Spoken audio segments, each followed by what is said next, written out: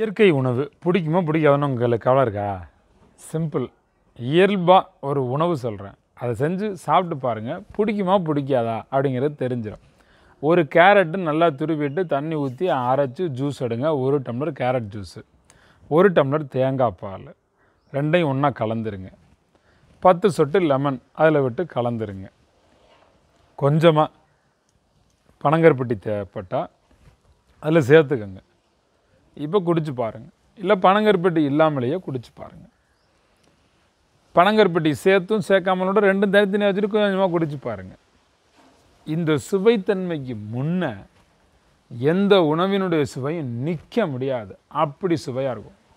இயற்கை உணவை யாராவது ஏளனப்படுத்துகிறாங்களா? அவங்களுக்கு முன்னே இந்த உணவை செஞ்சு கொடுங்க, சிறப்பாக இருக்கும். ஒரு நேர உணவு இது. பசித்தானா பறந்து ஓடும். ஒரு கேரட்டை நல்லா அரைச்சி ரசனையாக புழிஞ்சு எடுத்துக்கணும். இதை ரொம்ப அன்போடு செய்யணும், ஆர்வத்தோடு செய்யணும். ஏனோ தானோன்னு செய்யக்கூடாது. இது செய்முறை எல்லாமே ரொம்ப எளிமை தான், செலவு ரொம்ப குறைவு தான். ஆனால் செய்யும் பொழுது எப்படி செய்யணும்? கொஞ்சம் ஆர்வத்தோட, அமைதியோட, அன்போடு செய்யணும். Carrot juice புழிஞ்சுக்கோங்க.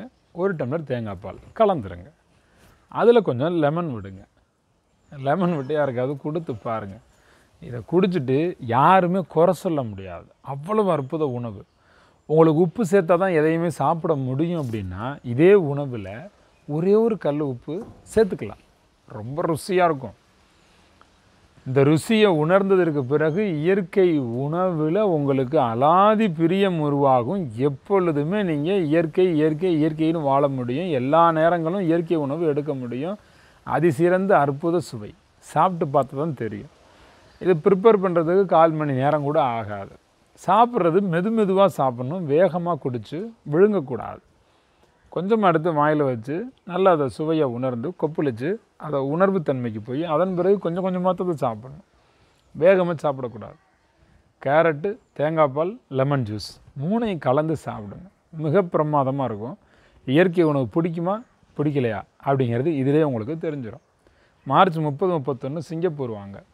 மே 18, 19, 20 நேரடியாக மலேசியா கேரி ஐலாண்டுக்கு வாங்க.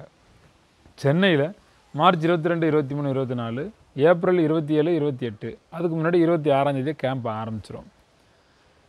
இது நீங்கள் கோயம்புத்தூரில் கலந்துக்கணும் அப்படின்னு நினச்சிங்கன்னா ஏப்ரல் 19, 20, 21 நேரடியாக வாங்க. குடும்பத்தோடு வாங்க. கீழே டிஸ்கிரிப்ஷன் பாக்ஸில் எல்லா ஃபோன் நம்பர்ஸும் இருக்குது. உடனே ஃபோன் பண்ணி புக் பண்ணிக்கோங்க.